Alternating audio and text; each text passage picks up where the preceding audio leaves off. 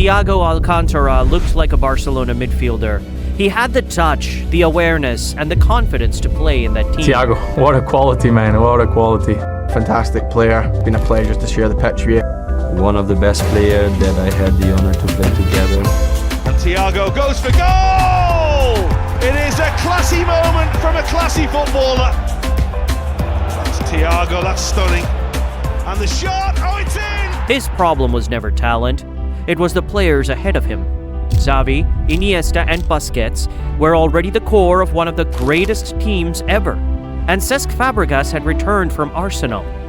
Thiago got opportunities, but never enough to become a regular starter. After he failed to reach the required number of appearances, his release clause reportedly dropped from 90 million euros to 18 million euros. Bayern signed him in 2013 for 25 million euros. At the time, it was understandable. Finding space behind that midfielder was never going to be easy. But Thiago became an elite midfielder elsewhere, and his departure showed a problem. Barcelona still faces that problem today. More than a decade later, the first team is already filled with midfield talent. Pedri, Gavi, Fermín López, Dani Olmo, Frenkie de Jong, Marc Casadó, and Marc Bernal are not all the same type of player. Barcelona also needs depth for a long season. But there are still only so many important minutes available. And the academy has not slowed down. Ibrahima Tankara is already moving closer to the first team, with another group of talented players progressing behind him. Barcelona does not have a talent shortage. It has a problem what to do with all of it. In November 2012, Dani Alves went off injured against Levante, and Martin Montoya replaced him. For nearly 50 minutes, every Barcelona player on the pitch had developed at La Masia. This was not an exhibition or a tribute to the academy. These were first-team players trying to win a league match. Messi could decide games, Xavi and Iniesta controlled them, and Busquets gave the team balance. They showed Barcelona that academy players could become the foundation of the best team in the world. That success still affects how the club judges young players. Selling early feels dangerous when everyone remembers what patience produced. A teenager without a place today could become important somewhere else, and nobody wants to be responsible for letting the next great one leave. But that generation was exceptional. Most talented academy players will not become Messi, Xavi, Iniesta, or Busquets. And the first team cannot wait forever for every prospect to reach that level. That's where Barcelona's patience can become a weakness. In several cases, by the time the club finally made a decision, the players' minutes had disappeared and Barcelona's leverage had already weakened. Marc Bartra is one of the clearest examples. By 2016, he had spent years around the first team without securing a regular place.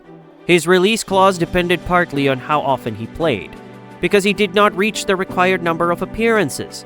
It dropped from 40 million euros to 8 million euros. Borussia Dortmund activated the reduced clause and signed him. That does not mean Bartra was worth 40 million euros, or that Barcelona had rejected an offer at that price. But by the time the decision was made, Barcelona no longer controlled the fee. Alejandro Grimaldo faced a different version of the same problem. He captained Barça B and made 92 official appearances for the reserve team, but never played a competitive match for the first team. With his contract approaching its final months, Barcelona had to make a decision. In December 2015, Barcelona sold him to Benfica for 1.5 million euros and kept a percentage of a future sale. Grimaldo later built a strong career elsewhere, but nobody could guarantee that when he left. Neither player was certain to become a regular starter at Barcelona. Both had established players ahead of them, and both needed regular football. The problem is not that Barcelona let them leave. It's how little control the club had left when it finally happened.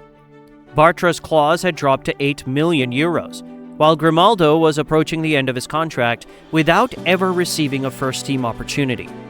Before looking at the decisions Barcelona faces now, it is worth saying that not every inexpensive exit means the club failed.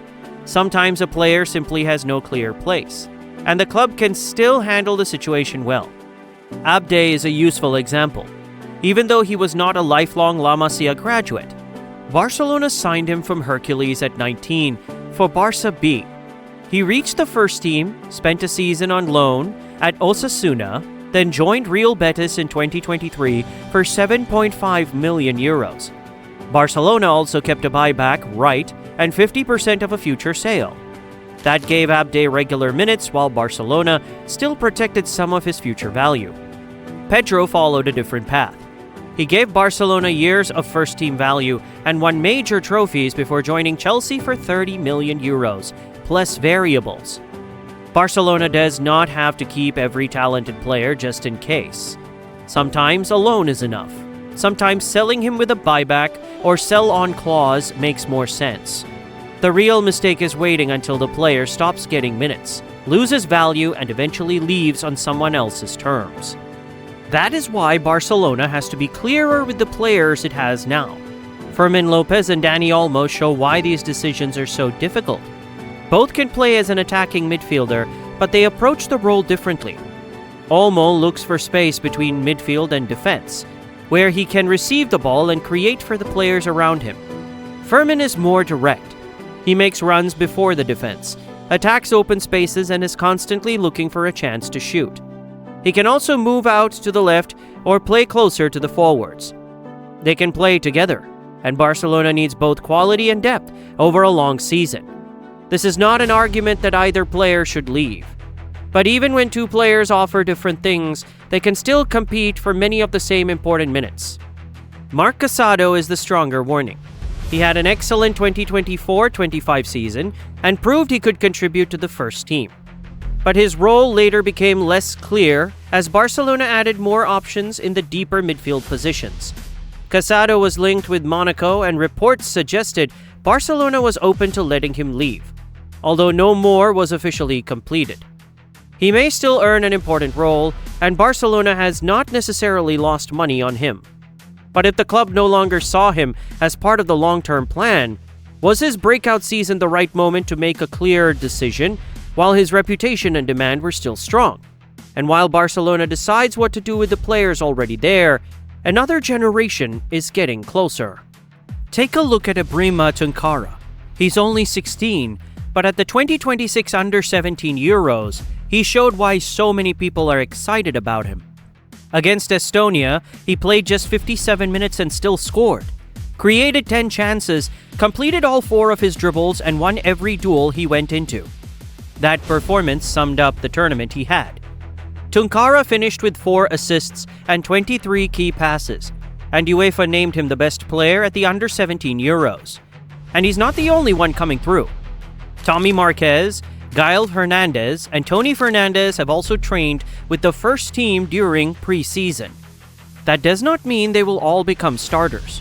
It just means Barca will have to make these decisions again very soon, and each player will need a clear path to keep developing. But that plan cannot be the same for everyone. Thiago shows the risk of letting someone go too early. Bartra and Grimaldo show what can happen when you wait until your options are almost gone. Casadó is facing the same question now, and Tunkara will not be the last. Some players are good enough to build around. Some need a real loan where they will actually play. And some should be sold while teams still want them and their value is high. As a fan, selling a La Masia player always feels wrong. You immediately think about what could happen if he becomes great somewhere else. But keeping him with no real role can be just as bad. La Masia will keep producing more talent than the first team can fit. Barca will never get every decision right, but the worst thing Barca can do is wait until a player has no minutes, no clear future, and almost no value left.